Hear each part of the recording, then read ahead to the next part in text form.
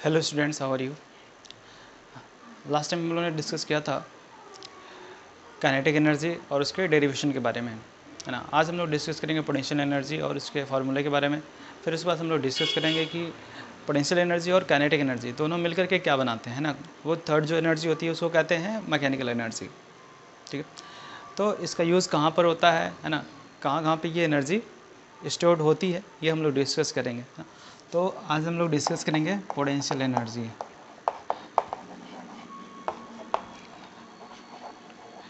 Potential energy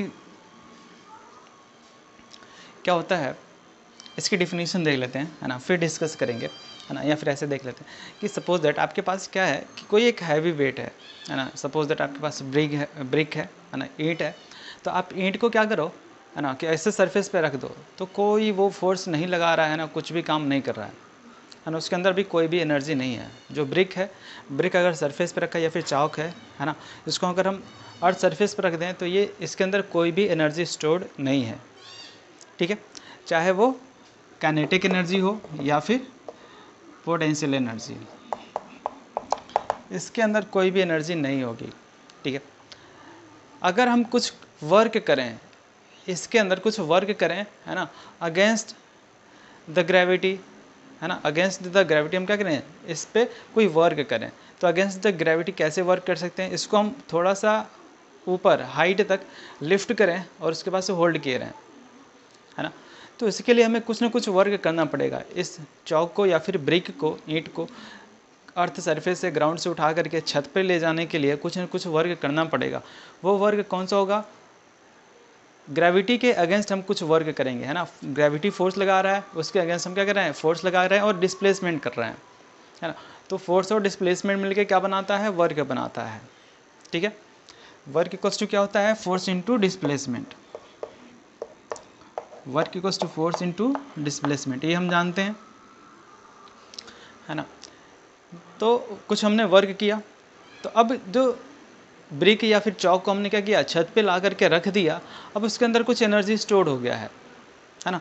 कितना energy stored हुआ है, जितना हमने वर्क किया उतनी ही एनर्जी उसमें स्टोर्ड हो गई है ना। जितना हम वर्क करते हैं उतना ही ज़्यादा एनर्जी खर्च होती है। It means work equal to energy, है ना। ये बात दिमाग में बैठाते चलिए कि जो वर्क है वो क्या होता है, एनर्जी के इक्वल होता है। क्योंकि हमने जितना ज़्यादा वर्क किया उतना ज़्यादा एनर्जी खर्च हुआ, या फिर जितना ज़्यादा एनर्जी खर्च करेंगे उतना ही ज़्यादा वर्क होगा। आई बात समझ में। तो ब्रिक को हमने क्या किया, छत तक ले गए और उसके बाद हमने उसको वहाँ पे रखा।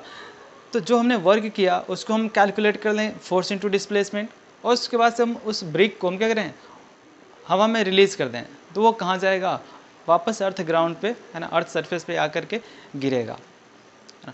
तो जब गिरेगा तो क्या करेगा, उसके अंदर एनर्जी होगी, है ना। उसके अंदर जो टोटल एनर्जी होगी अर्थ सरफेस तक पहुंचते पहुंचते, है ना, वो एनर्जी टोटल होगी जो हमने वर्क डन किया था। ठीक है, तो जब हम हाइट पे लेके जाते हैं कुछ हाइट पे, तो उस हाइट पे अगर हम उसको पकड़े हुए हैं, होल्ड किए हुए हैं, तो उसके अंदर उस टाइम एनर्जी जो स्टोर्ड होती है ना, तो उसको कौन सा कहते हैं, पोटेंशियल एनर्जी। ठीक है, the energy of body due to its position भी हमें देखना पड़ेगा, पोजीशन, या फिर हम शेप और साइज की भी बात करेंगे वहाँ पे। और shape is called potential energy,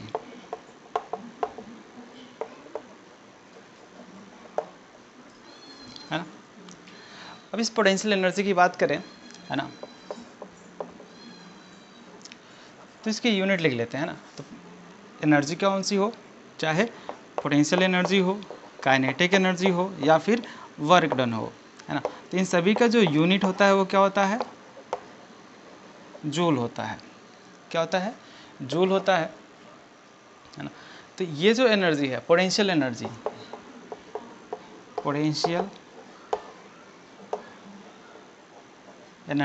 ये कितने टाइप का हो जाएगा, दो टाइप का पोटेंशियल एनर्जी हम लोग डिस्कस करेंगे, है ना। एक तो जब हम पोजीशन चेंज करेंगे, है ना, तो पोजीशन चेंज करेंगे इट मीन्स क्या करेंगे, जब हम वर्क डन करेंगे अगेंस्ट द ग्रेविटी, है ना,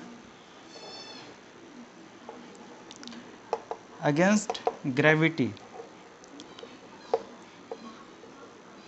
है ना, तो वो क्या कहलाएगा, ग्रेविटेशन पोटेंशियल एनर्जी। और अगर हम शेप और साइज की बात करेंगे, है ना, तो वहाँ पे कौन सी एनर्जी होगी, दो टाइप के कौन कौन से होंगे, एक होगा ग्रेविटेशनल पोटेंशियल एनर्जी और दूसरा क्या होगा, इलास्टिक पोटेंशियल एनर्जी, है ना। तो सपोज दैट, है ना, कि हम क्या किए, ब्रिक को ग्राउंड सरफेस से लेकर के छत तक गए, है ना, रूफ टॉप पर गए, तो वहाँ पे हमने क्या किया, कुछ वर्क डन किया, किसके अगेंस्ट वर्क डन किया, हमने ग्रेविटी के अगेंस्ट वर्क डन किया, है ना। तो ये जो पोटेंशियल एनर्जी स्टोर्ड होगा उस ब्रिक के अंदर, है ना, जो हमने हाइट पे रखा हुआ है ना, किसी बिल्डिंग पे, तो जिस हाइट पे हमने रखा हुआ उस हाइट पर उस ब्रिक के अंदर कुछ पोटेंशियल एनर्जी, कुछ एनर्जी क्या होगा, स्टोर्ड होगा, उस एनर्जी को क्या कहेंगे, पोटेंशियल एनर्जी कहेंगे। और किस टाइप का पोटेंशियल होगा, ग्रेविटेशनल पोटेंशियल एनर्जी होगा, ठीक है। अगर किसी भी बॉडी के अगर शेप एंड साइज की बात करें, है ना, तो उसको अगर हम चेंज करते हैं, उसके शेप एंड साइज को चेंज करते हैं, तो उसके अंदर भी क्या होगा, एक तरह की एनर्जी डेवलप होगी, उसके अंदर भी एक एनर्जी स्टोर्ड होगा, हम जिसको क्या कहेंगे, इलास्टिक पोटेंशियल एनर्जी कहेंगे। इसका एग्जांपल क्या है, कि सपोज दैट आपके पास पेन होगा, पेन में स्प्रिंग होगा, तो स्प्रिंग को आप क्या करिए, स्ट्रेच करिए या फिर कंप्रेस करिए, तो क्या करना पड़ेगा, स्ट्रेच करने में भी शेप एंड साइज चेंज हो रहा है, फोर्स लगाना पड़ रहा है, वर्क डन हो रहा है, कंप्रेस करेंगे तो भी उसकी ओरिजिनल शेप एंड साइज क्या हो रही है, चेंज हो रही है, उसके लिए भी हमें वर्क डन करना पड़ रहा है ना। तो ये जो वर्क डन है किस में कन्वर्ट हो जा रहा है, स्प्रिंग के अंदर स्टोर हो जा रहा है पोटेंशियल एनर्जी के फॉर्म में। इस तरह के पोटेंशियल एनर्जी को कहते हैं इलास्टिक पोटेंशियल एनर्जी, है ना। तो जो स्प्रिंग था उसको हमने कंप्रेस कर दिया, तो जब कंप्रेस करके पकड़े रहेंगे, है ना, जब तक हमने होल्ड किया है तब तक उसके अंदर एनर्जी स्टोर्ड है, कौन सी, इलास्टिक पोटेंशियल एनर्जी, है ना। इसका एक एग्जांपल और है, एरो और बो, है ना, तीर और धनुष को क्या करते हैं, पहले खींचते हैं, है ना, तो उसके बाद क्या होता है, एरो क्यों बहुत ज़्यादा वेलोसिटी से मूव करने लगता है, क्योंकि हम उसके अंदर स्टोर कर देते हैं कौन सी एनर्जी, पोटेंशियल एनर्जी। और किस टाइप की potential energy, elastic potential energy. जैसे हम क्या करते हैं, उसकी शेप एंड साइज चेंज करते हैं, तो उसके अंदर क्या होता है, जो हमने वर्क डन किया है वो वर्क डन कन्वर्ट हो जाता है किस में, इलास्टिक पोटेंशियल एनर्जी। और किस में ट्रांसफर होता है, जो एरो होता है, ठीक है, जो एरो होता है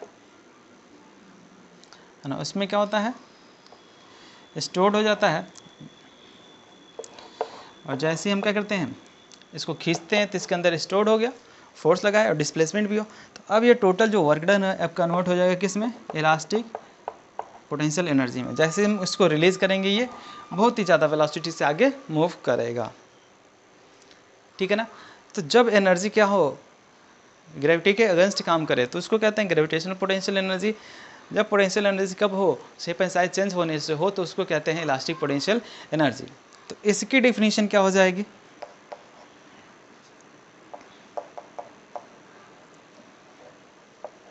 energy of a body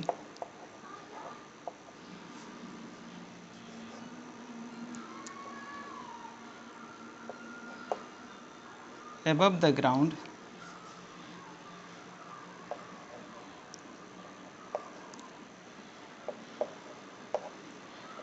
is known as gravitational potential energy, है ना। और energy due to energy of a body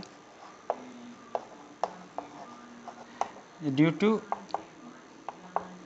it's shape and size, due to its shape and size is known as elastic potential energy, ठीक है ना। तो इसका example बहुत सारे हैं, स्प्रिंग इसका एग्जांपल है, फिर ये एरो और बो है ना, इसके एग्जांपल कौन से हैं कि हम बहुत सारे ऑब्जेक्ट्स को क्या करते हैं, ऊपर लिफ्ट करते हैं, उसके अंदर क्या होता है, एनर्जी स्टोर हो जाता है। कौन सी एनर्जी, पोटेंशियल एनर्जी। ठीक है, तो जब एनर्जी एबव, जब क्या हो, बॉडी एबव द ग्राउंड हो, है ना, एबव द ग्राउंड, तो उसको क्या कहेंगे, ग्रेविटेशनल पोटेंशियल एनर्जी। ठीक है बच्चों, अब देखते हैं फॉर्मूला फॉर पोटेंशियल एनर्जी। है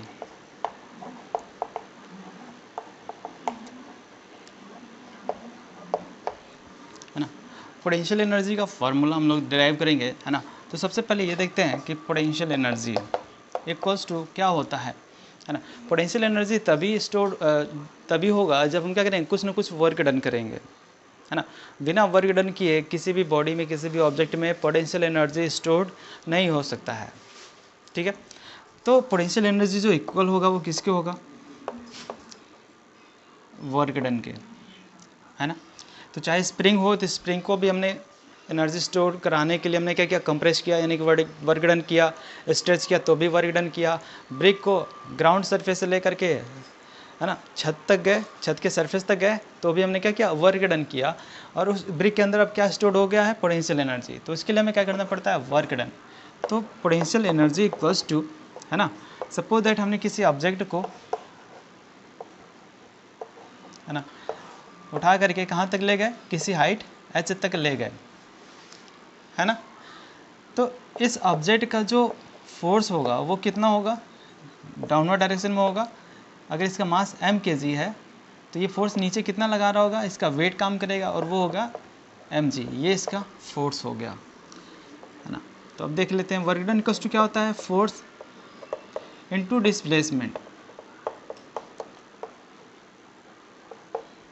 है ना।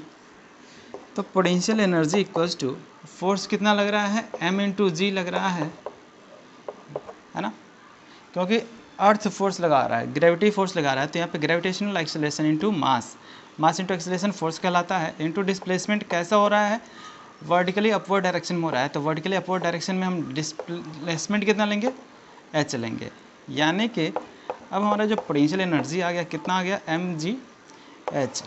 इसी को कहते हैं पोटेंशियल एनर्जी, है ना। अगर किसी स्प्रिंग के अंदर स्टोर्ड एनर्जी की बात करें, है ना, तो उस स्प्रिंग के अगेंस्ट हमें काम करना पड़ता है। किसके अगेंस्ट, उस स्प्रिंग के नेचुरल पोजीशन के अगेंस्ट काम करना पड़ता है। चाहे हम उसको क्या करें, कंप्रेस करें या फिर स्ट्रेच करें, तो उसका जो नेचुरल पोजीशन है उसके अगेंस्ट काम करते हैं। तो जो हमारा फोर्स है वो वेक्टर क्वांटिटी है ना। तो यहाँ पे हमें डायरेक्शन लेना पड़ेगा। तो कौन सा डायरेक्शन लेंगे, निगेटिव लेंगे। और फोर्स कितना लगाना पड़ेगा, वो फोर्स डिपेंड करेगा स्प्रिंग के ऊपर, है ना। स्प्रिंग हार्ड भी होता है, सॉफ्ट भी होता है। पेन का जो स्प्रिंग वो सॉफ्ट होता है, बहुत ईजिली क्या होता है, स्ट्रेच हो जाता है। लेकिन वही कहीं मशीन में जो स्प्रिंग लगे होते हैं वो क्या होते हैं, काफ़ी ज़्यादा हार्ड होते हैं। तो ये जो फोर्स है वो किस पे डिपेंड करता है, स्प्रिंग कांस्टेंट कहते हैं, है ना। जो स्प्रिंग की जो स्ट्रेंथ होती है उसको कहते हैं स्प्रिंग कांस्टेंट, वो भी एक फोर्स होता है। तो के होता है इंटू एक्स होता है। जो डिस्प्लेसमेंट हम करेंगे, जो उसकी पोजीशन चेंज करेंगे, वो हो गया। तो स्प्रिंग के अंदर जो फोर्स होता है वो कितना होता है, के एक्स। लेकिन यहाँ पे हमें माइनस लगाना पड़ेगा, क्योंकि जो फोर्स है वो क्या हो रहा है, अगेंस्ट द नेचुरल पोजीशन काम कर रहा है। ठीक है, तो स्प्रिंग के अगेंस्ट काम करता है, तो ये होता है ना। तो ये हमारा हो गया क्या, potential energy due to the gravity, है ना। ये क्या है, due to the shape and size of the object, है ना। तो इसके अकॉर्डिंग इसकी यूनिट क्या हो सकती है, किलोग्राम मीटर पर सेकेंड स्क्वायर इनटू मीटर। तो क्या हो जाएगा, किलोग्राम मीटर स्क्वायर पर सेकेंड स्क्वायर। या फिर इसको हम कह सकते हैं, एनर्जी का जो यूनिट होता है वो क्या होता है, जूल होता है। ठीक है, तो इस पे बेस्ड आपको न्यूमेरिकल जब सॉल्व करना होगा तो सारी क्वांटिटीज़ क्या रहेंगी, दे रखेगी। जैसे पोटेंशियल एनर्जी अगर पूछ रहा है तो क्वांटिटीज़ सब दे रखेगी। कौन सी, मास दिया रहेगा, ग्रेविटेशन एक्सेलरेशन हमें पता है, या तो 10 रखेंगे या तो 9.8 रखेंगे, दोनों में से कोई एक रखेंगे। मीटर पर सेकेंड स्क्वायर, मास केजी में रखेंगे, हाइट किस में रखेंगे, मीटर में। ये तीन क्वांटिटीज़ दी रहेगी और पोटेंशियल एनर्जी पूछेगा। या फिर पोटेंशियल एनर्जी दे रखी है तो इसमें से कोई एक मिसिंग होगा, वो न्यूमेरिकल में पूछेगा, तो आप लोग इसको सॉल्व करेंगे, है ना। अगर कोई प्रॉब्लम आती है तो फिर इसको हम लोग देखेंगे, ठीक है। न्यूमेरिकल्स हम लोग किसी और दिन कर लेंगे, ठीक है।